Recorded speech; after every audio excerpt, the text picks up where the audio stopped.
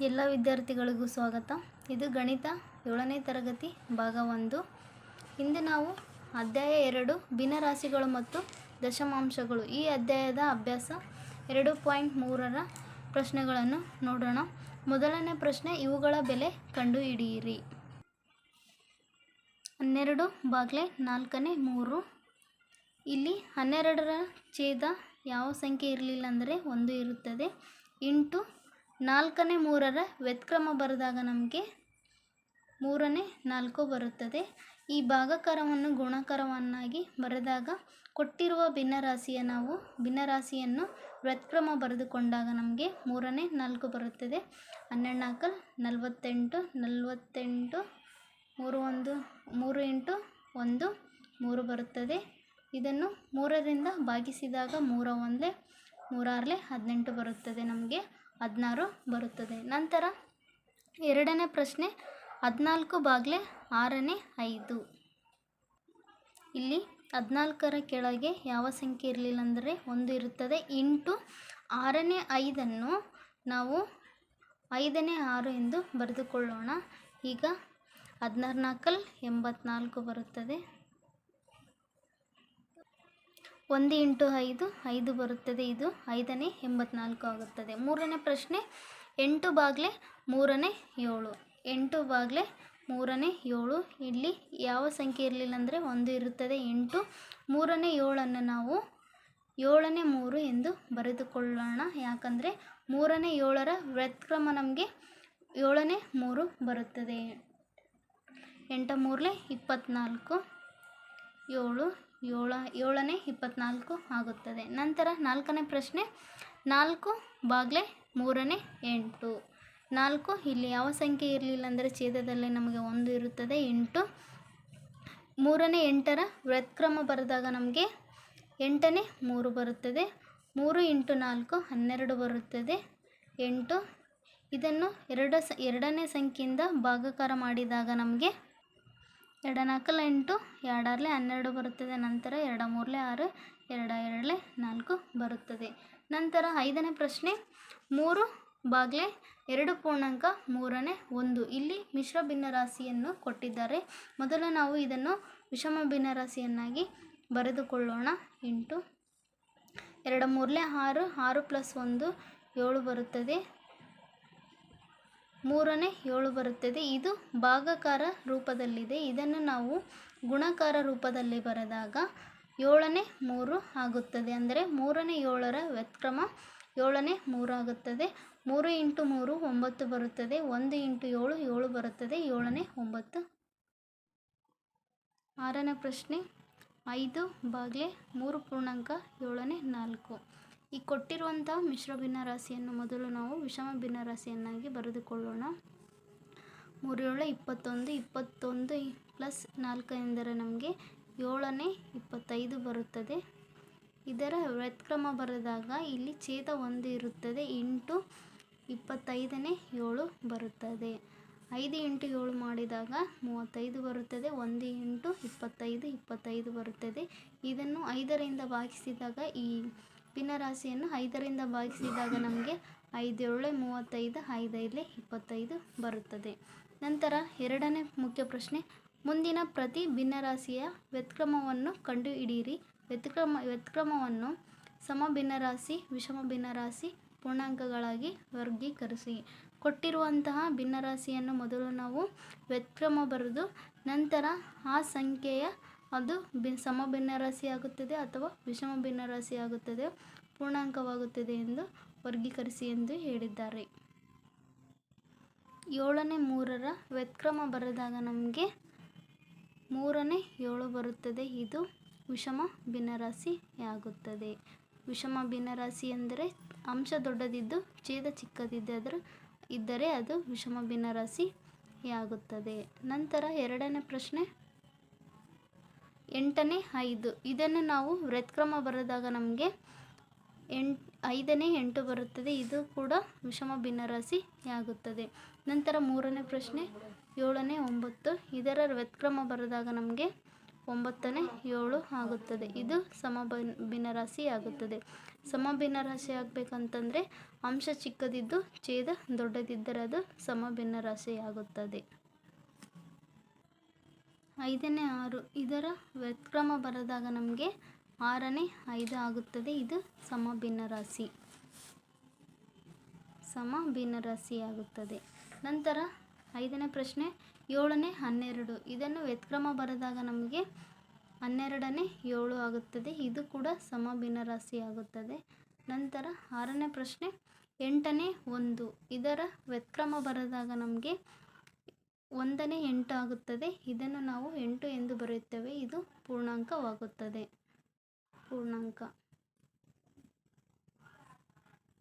ನಂತರ 7ನೇ ಪ್ರಶ್ನೆ 11ನೇ 1 ಇದರ ವ್ಯುತ್ಕ್ರಮ ಬರೆದಾಗ ನಮಗೆ 1ನೇ 11 ಆಗುತ್ತದೆ. ಇದನ್ನು 11 ಎಂದು ಬರೆಯುತ್ತೇವೆ. ಇದು ಪೂರ್ಣಾಂಕವಾಗುತ್ತದೆ. ನಂತರ 3ನೇ ಮುಖ್ಯ ಪ್ರಶ್ನೆ ಇವುಗಳ ಬೆಲೆ ಕಂಡುಹಿಡಿಯಿರಿ. 3ನೇ 7 ಭಾಗ್ಲೆ 2 ಈ ಕೊಟ್ಟಿರುವಂತಹ ಸಂಖ್ಯೆಯ ನಾವು ವ್ಯುತ್ಕ್ರಮ ಬರೆದಾಗ 3ನೇ 7 ಇಂಟು 1ನೇ 2ರ ವ್ಯುತ್ಕ್ರಮ ಬರೆದಾಗ ನಮಗೆ 2ನೇ 1 ಬರುತ್ತದೆ. 7 ಇಂಟು 1 ಮಾಡಿದಾಗ 7 ಬರುತ್ತದೆ. 3 ಇಂಟು 2 6 ಬರುತ್ತದೆ.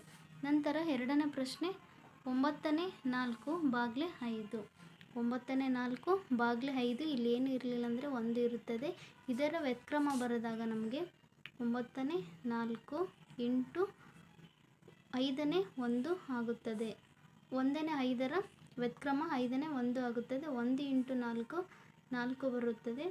9 ಇಂಟು 5 45 ಬರುತ್ತದೆ.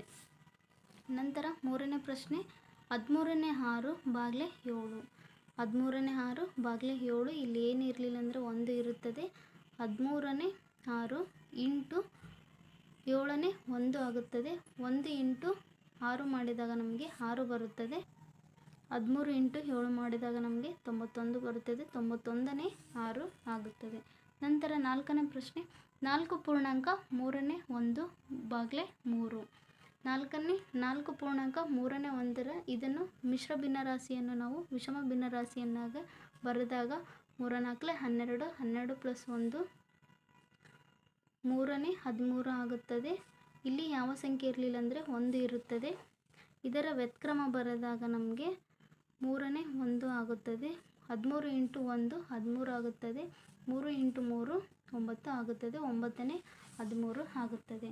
ನಂತರ 5ನೇ ಪ್ರಶ್ನೆ 3 ಪೂರ್ಣಾಂಕ 2ನೇ 1 ಭಾಗ್ಲೆ 4 3 ಪೂರ್ಣಾಂಕ 2ನೇ 1 ಭಾಗ್ಲೆ 4 ಈ ಮಿಶ್ರ ಭಿನ್ನರಾಶಿಯನ್ನು ವಿಷಮ ಭಿನ್ನರಾಶಿಯನ್ನಾಗಿ ಬರೆದಾಗ 3 ಇಂಟು 2 6 6 ಪ್ಲಸ್ 1 7 ಆಗುತ್ತದೆ. 2ನೇ 7 ಭಾಗ್ಲೆ ಇಲ್ಲಿ ಯಾವ ಸಂಖ್ಯೆ ಇರಲಿಲ್ಲ ಅಂದರೆ 1 ಇರುತ್ತದೆ. ಇಂಟು ಇದರ ವ್ಯುತ್ಕ್ರಮ ಬರೆದಾಗ ನಮಗೆ 4ನೇ 1 ಆಗುತ್ತದೆ. 7 ಇಂಟು 1 7 2 ಇಂಟು 4 8 ಬರುತ್ತದೆ. ನಂತರ 6ನೇ ಪ್ರಶ್ನೆ 4 ಪೂರ್ಣಾಂಕ 7ನೇ 3 ಭಾಗ್ಲೆ 7 4 ಪೂರ್ಣಾಂಕ ಇದನ್ನು ಈ ಮಿಶ್ರ ಭಿನ್ನರಾಶಿಯನ್ನು ನಾವು ವಿಷಮ ಭಿನ್ನರಾಶಿಯನ್ನಾಗಿ ಬರೆದಾಗ 4 7 28 28 ಪ್ಲಸ್ 3 ಎಂದರೆ 31 ಬರುತ್ತದೆ. 7ನೇ 31 ಇಂಟು ಇಲ್ಲಿ ಯಾವ ಸಂಖ್ಯೆ ಇರಲಿಲ್ಲ ಅಂದರೆ 1 ಇರುತ್ತದೆ. 1ನೇ 7 ಇದರ ವ್ಯುತ್ಕ್ರಮ ಬರೆದಾಗ ನಮಗೆ 7ನೇ 1 ಆಗುತ್ತದೆ. 31 ಇಂಟು 1 31 ಆಗುತ್ತದೆ. 7 ಇಂಟು 7 49 ಆಗುತ್ತದೆ. ನಂತರ 4ನೇ ಪ್ರಶ್ನೆ ಇವುಗಳ ಬೆಲೆ ಕಂಡುಹಿಡಿಯಿರಿ. ಈಗ 2 ಭಿನ್ನರಾಶಿಯನ್ನು ಕೊಟ್ಟಿದ್ದಾರೆ. ಈ ಭಾಗಾಕಾರ ವಿಧಾನದಿಂದ ನಾವು ಈ 2 ಭಿನ್ನರಾಶಿಯ ಬೆಲೆಯನ್ನು ಕಂಡುಹಿಡಿಯೋಣ. ಮೊದಲನೇ ಪ್ರಶ್ನೆ 5ನೇ 2 ಭಾಗ್ಲೆ 2ನೇ 1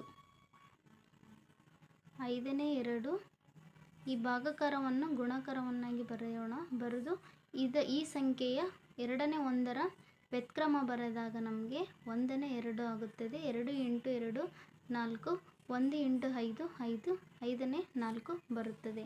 ನಂತರ 2ನೇ ಪ್ರಶ್ನೆ 9ನೇ 4 ಭಾಗ್ಲೆ 3ನೇ 2 ಈ ಸಂಖ್ಯೆಯನ್ನು ನಾವು 9ನೇ 4 ಭಾಗಾಕಾರ ಇರುವುದನ್ನು ಗುಣಾಕಾರವನ್ನಾಗಿ ಬರೆದಾಗ ಇದು 3ನೇ 2ರ ವ್ಯುತ್ಕ್ರಮ ನಮಗೆ 2ನೇ 3 ಬರುತ್ತದೆ. 4 3 12 9 ಇಂಟು 2 18 ಬರುತ್ತದೆ. ಈ ಸಂಖ್ಯೆಯು 2ರಿಂದ ಭಾಗವಾಗುತ್ತವೆ. 2 6 12, 2 8 2 9 18 ಆಗುತ್ತದೆ. 3 2 6, 3 3 9, 3ನೇ 2 ಬರುತ್ತದೆ. ನಂತರ 3ನೇ ಪ್ರಶ್ನೆ 7ನೇ 3 ಭಾಗಲೆ 7ನೇ 8. 7ನೇ 3 ಈ ಭಾಗಾಕಾರವನ್ನು ಗುಣಾಕಾರವನ್ನಾಗಿ ಬರೆದಾಗ ಕೊಟ್ಟಿರುವ ಭಿನ್ನರಾಶಿಯನ್ನು ನಾವು ವ್ಯುತ್ಕ್ರಮವನ್ನು ಬರೆದುಕೊಳ್ಳೋಣ. 7ನೇ 8 ಇರುವುದು ನಮಗೆ ಇಲ್ಲಿ 8ನೇ 7 ಆಗುತ್ತದೆ. 3 × 7 21 ಬರುತ್ತದೆ. 7 × 8 56 ಬರುತ್ತದೆ. ಈ ಎರಡು ಸಂಖ್ಯೆಗಳು 7ರಿಂದ ಭಾಗವಾಗುತ್ತವೆ. 7 3 21, 7 8 56, 8ನೇ 3 ಬರುತ್ತದೆ. ನಂತರ 4ನೇ ಪ್ರಶ್ನೆ 2 ಪೂರ್ಣಾಂಕ 3ನೇ 1 ಭಾಗಲೆ 5ನೇ 3. ಈ ಕೊಟ್ಟಿರುವಂಥ ಮಿಶ್ರ ಭಿನ್ನರಾಶಿಯನ್ನು ನಾವು ವಿಷಮ ಭಿನ್ನರಾಶಿಯನ್ನಾಗಿ ಬರೆದಾಗ 2 × 3 6, 6 + 1 7 ಬರುತ್ತದೆ. 3ನೇ 7 ಆಗುತ್ತದೆ. ಈ ಭಾಗಾಕಾರವನ್ನು ಗುಣಾಕಾರವನ್ನಾಗಿ ಬರೆದಾಗ ನಮಗೂ ಈ ಸಂಖ್ಯೆಯ ವ್ಯುತ್ಕ್ರಮ ಬರೀಬೇಕಾಗುತ್ತದೆ. 5ನೇ 3 ಇರುವುದು 3ನೇ 5 ಆಗುತ್ತದೆ. 7 5 35, 3 3 9 ಬರುತ್ತದೆ. ನಂತರ 5ನೇ ಪ್ರಶ್ನೆ 3 ಪೂರ್ಣಾಂಕ 2ನೇ 1 ಭಾಗಲೆ 3ನೇ 8. ಕೊಟ್ಟಿರುವಂಥ ಮಿಶ್ರ ಭಿನ್ನರಾಶಿಯನ್ನು ವಿಷಮ ಭಿನ್ನರಾಶಿಯನ್ನಾಗಿ ಬರೆದಾಗ ನಮಗೆ 2ನೇ 7 ಬರುತ್ತದೆ. ಭಾಗಾಕಾರ ಇರುವುದು ಗುಣಾಕಾರವಾದಾಗ ಇದರ ವ್ಯುತ್ಕ್ರಮ ನಮಗೆ 8ನೇ 3 ಬರುತ್ತದೆ. 7 × 3 ಮಾಡಿದಾಗ 21 ಬರುತ್ತದೆ. 2 × 8 ಅಂದಾಗ ನಮಗೆ 16 ಬರುತ್ತದೆ. ನಂತರ 6ನೇ ಪ್ರಶ್ನೆ 5ನೇ 2 ಭಾಗಲೆ 1 ಪೂರ್ಣಾಂಕ 2ನೇ 1. ಈ ಕೊಟ್ಟಿರುವಂತಹ ಮಿಶ್ರ ಭಿನ್ನರಾಶಿಯನ್ನು ನಾವು ಮೊದಲು ವಿಷಮ ಭಿನ್ನರಾಶಿಯನ್ನಾಗಿ ಬರೆದಾಗ 5ನೇ 2 ಭಾಗಲೆ 1 × 2 2, 2 + 1 3, 2ನೇ 3 ಆಗುತ್ತದೆ. ಇದನ್ನು ನಾವು ಗುಣಾಕಾರ ರೂಪದಲ್ಲಿ ಬರೆದಾಗ 5ನೇ 2 × 3ನೇ 2, 2 × 2 4, 5 × 3 15 ಬರುತ್ತದೆ. 15ನೇ 4 ಬರುತ್ತದೆ. ನಂತರ 7ನೇ ಪ್ರಶ್ನೆ 3 ಪೂರ್ಣಾಂಕ 5ನೇ 1 ಭಾಗಲೆ 1 ಪೂರ್ಣಾಂಕ 3ನೇ 2. ಈ ಎರಡು ಭಿನ್ನರಾಶಿ ಮಿಶ್ರ ಭಿನ್ನರಾಶಿಯನ್ನು ನಾವು ವಿಷಮ ಭಿನ್ನರಾಶಿಯನ್ನಾಗಿ ಬರೆಯೋಣ. 3 × 5 15, 15 + 1 16 ಬರುತ್ತದೆ. 5ನೇ 16. ನಂತರ ಡಿವೈಡೆಡ್ 1 × 5 5, 5 + 2 7, 5ನೇ 7 ಬರುತ್ತದೆ.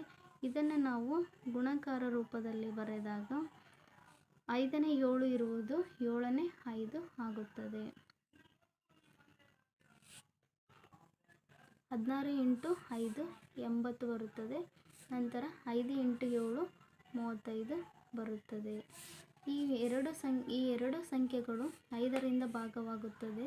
5 7 35, 5 1 5, 5 6 35, 5 6 30 ಬರುತ್ತದೆ. 7ನೇ 16 ಬರುತ್ತದೆ. ನಂತರ 8ನೇ ಪ್ರಶ್ನೆ 2 ಪೂರ್ಣಾಂಕ 5ನೇ 1 ಭಾಗಲೆ 1 ಪೂರ್ಣಾಂಕ 5ನೇ 1. 2 × 5 10, 10 + 1 11, 5ನೇ 11 ಬರುತ್ತದೆ. ಭಾಗಲೆ 1 × 5 5, 5 + 1 6, 5ನೇ 6 ಬರುತ್ತದೆ. ಇದನ್ನು ನಾವು ಗುಣಾಕಾರ ರೂಪದಲ್ಲಿ ಬರೆದಾಗ 8. ಇದರ ವ್ಯುತ್ಕ್ರಮ ನಮಗೆ 6ನೇ 5 ಬರುತ್ತದೆ. 11 × 5 55 ಬರುತ್ತದೆ. 5 × 6 30 ಬರುತ್ತದೆ. 30ನೇ 55. ಇದು 5ರಿಂದ ಭಾಗ ಹೋಗುತ್ತದೆ. 5 1 5 1, 5 6 30, 6ನೇ 11 ಬರುತ್ತದೆ.